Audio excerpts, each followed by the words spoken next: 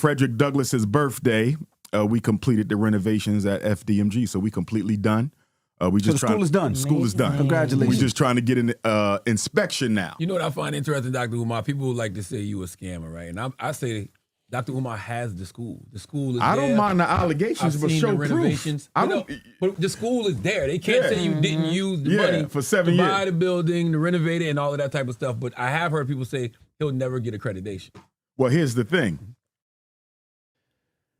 Yes, ladies and gentlemen, Umar Johnson is back on the big screen, back at his home, aka the Breakfast Club, with the Glazers, aka Charlamagne the God and DJ Envy. Now, amidst all of the other drama going on with Marianne Lorient and Lene Stacks and the lady Mia, who was one of Umar Johnson's alleged former caretakers, Umar Johnson has now come out of the shadows and come back to the Breakfast Club, speaking on the certificate of occupancy and the grand opening, the opening date of the Frederick Douglass and Marcus Garvey Academy. Do anybody got a problem with what I just said?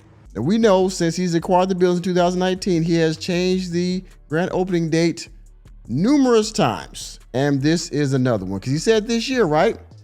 A few months ago, he was in front of FDMG and he was shoveling the snow and he was walking through the halls talking about, the teachers lounge and, spanking parents and having a place where, people can go if they're tired of their significant others and getting on their nerves and all that kind of stuff. And he said, we're gonna get the certificate of occupancy. And if not, he was on Loon's podcast saying we might have to march on the city if we don't get our certificate of occupancy, right?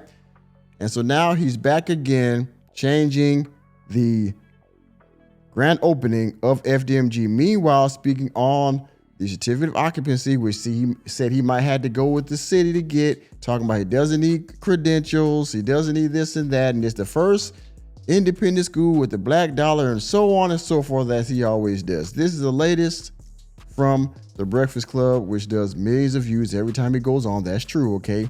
Either because of the shenanigans or because black people just love the hope of the red, black, and green community.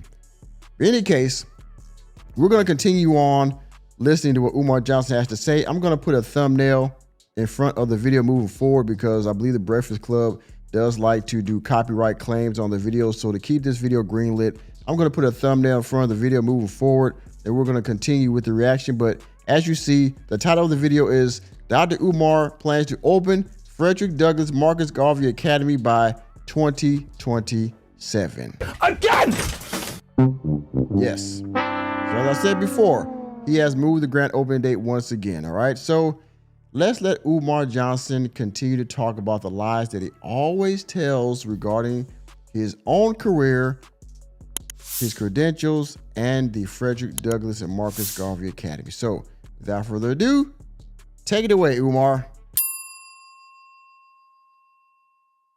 On Frederick Douglass's birthday, we completed the renovations at FDMG, so we completely done. So the school is done. School is done. Congratulations. We're just trying to get an inspection now. You know what I find interesting, Dr. Umar? People would like to say you a scammer, right? And I say Dr. Umar has the school. The school is there. I don't mind the allegations, I've but seen show the renovations. proof. But the school is there. They can't say you didn't use the money for 7 to years. buy the building, to renovate it, and all of that type of stuff. But I have heard people say he'll never get accreditation. Well, here's the thing. You don't need accreditation to be an independent school.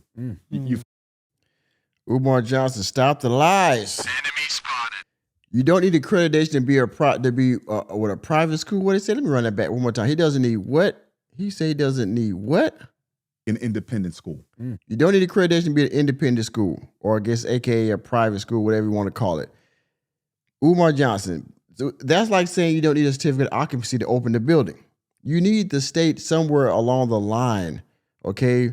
Either for teaching purposes, for childcare purposes, to run your kitchen or whatever you're going to feed the children inside the school, the curriculum.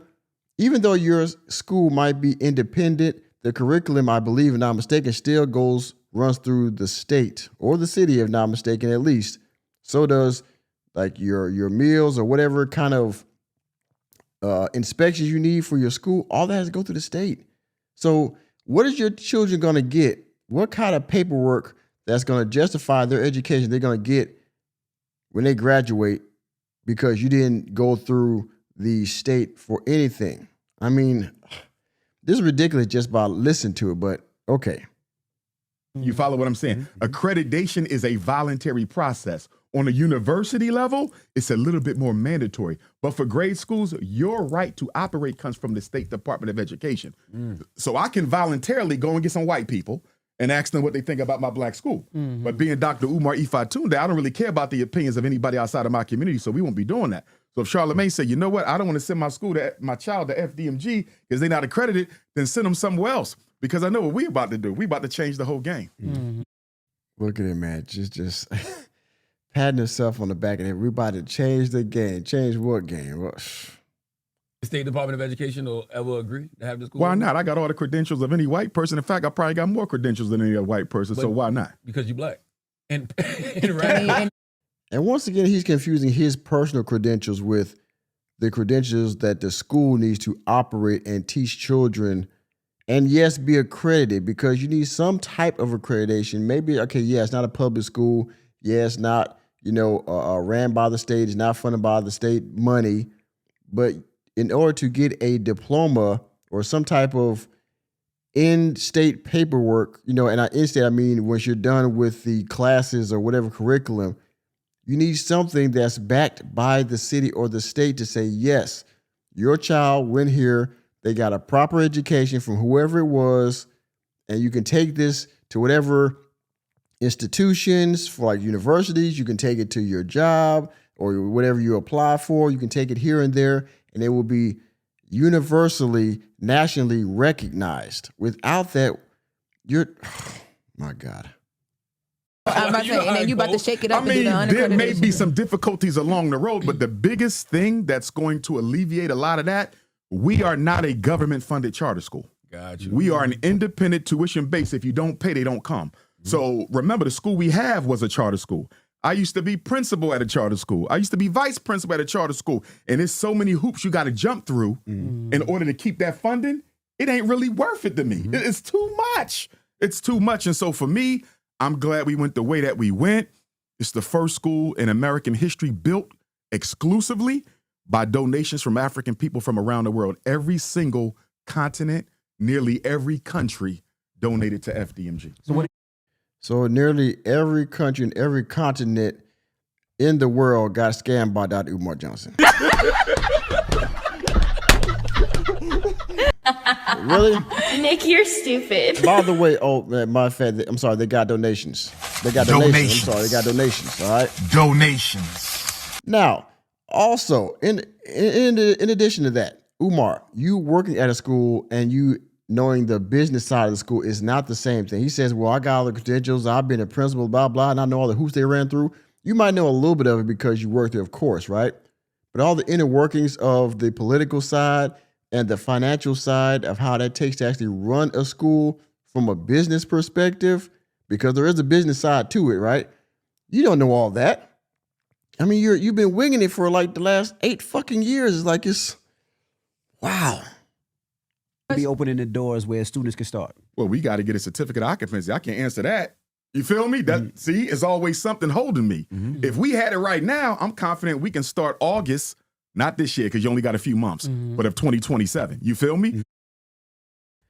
August. Okay, y'all. 2027. 2027. There we are. We are now into 2027, opening the Frederick Douglass and Marcus Garvey Academy. It says if he gets a certificate of occupancy, if it's March going into April, you still have a few months to open the school, Umar. But do you have the school actually fully furnished? Have you fixed everything that's wrong with the school? Do you have the outside grounds of the school properly groomed? Pest control, mold, ceiling tiles, desks, computers, internet. But we're done with the renovations.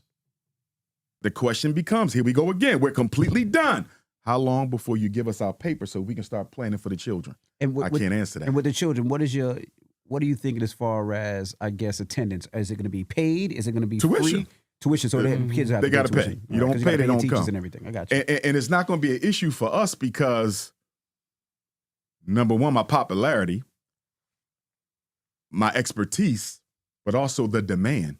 Where we are, if you look at the statistics for Black children in Wilmington, if you go across the border and look at the educational statistics for Black children in Chester, right? If you go across the border to New Jersey and look at the statistics for Black children in Southern New Jersey or Northern Maryland, it ain't great. You follow me? So Okay, so you're saying that because the schools in the surrounding areas or states or counties have, a bad track record of education in black children, and because of your quote unquote expertise, and because of your popularity, you will not have a problem getting children to come to your school, right? And if you actually had a school, you would I would give you credit for your popularity because you've been talking about this for years now. So people will probably come bring their children just to see how good you're actually going to be, right? Till their children sacrifice their children to see if you actually have a good school or not. And yeah, people come just see if you're going to pass or fail in your journey, probably, so you would have students come, but also they're going to pay money every month, and your fee is probably going to be higher than the rest. And again, I like to patronize Black businesses if they're legit. Umar Johnson's business does not seem to be legit this school. Who would pay money to go to your school, Umar? This, as it stands right now, how it looks right now, how it looks in the inside right now. People come to your school enough to keep the doors open, because you have to have plenty of attendance to make tuition to keep the doors open, to pay faculty and staff, to keep the lights on in your school. You see what I mean? All that encompasses the tuition. And you're not taking money, you're not taking any other grants from the state or the city. So everything that you get has to be from tuitions or donors. I'd love to see that. in that area, they're looking for an alternative to the charter school system that's always expelling their kids, to the public school system who ain't teaching their kids, to the cap. Well, the expulsion, half of that is due to home training. And the failure rate, I mean, again, these children, for some of these places, not all, but some of these places, these children are so bad. I mean, the children, the teacher burnt out. So yeah, that does reflect on the students' learning, unfortunately. But that whole thing about students failing and the expulsion, that's a wide-ranging, blame game that's plenty to go around. School system who are always looking for a reason not to allow their children in, and we're gonna be just that. Well, ladies and gentlemen, there you have it. Umar Johnson has changed. He has changed the grand opening date yet again, and he is iffing and butting about the certificate of occupancy. I doubt he even gets a certificate of occupancy. We're going to take this saga way into 2027, ladies and gentlemen. So please, there will be content until he's done with this, till either the school gets given up by the state or he gives it up, or he somehow gets some kind of bigger legal trouble than lawsuits, quote unquote. We will have content for the next, 2, 3, 4 years at least, how long you keep this going. So once again, he was on the Breakfast Club, and I'm pretty sure there's a longer clip after this. This is only 3 minutes. So if they release more clips or a longer version, we will definitely have to do a live stream about this. But this is a short clip, so you got the short version, all right? Hope you enjoyed it. And with that being said, thank you for attending another episode of the Working Man Podcast. I am your host, Nicholas J. Fury. Let me know what you think about Umar Johnson changing the grand opening date of FDMG yet again. Down in the comment section, please hit the like button, hit the subscribe button, and the notification bell. Be out of the door, Umar Johnson. And to everybody that believes Umar Johnson, okay? Reality checks are free. See you next time.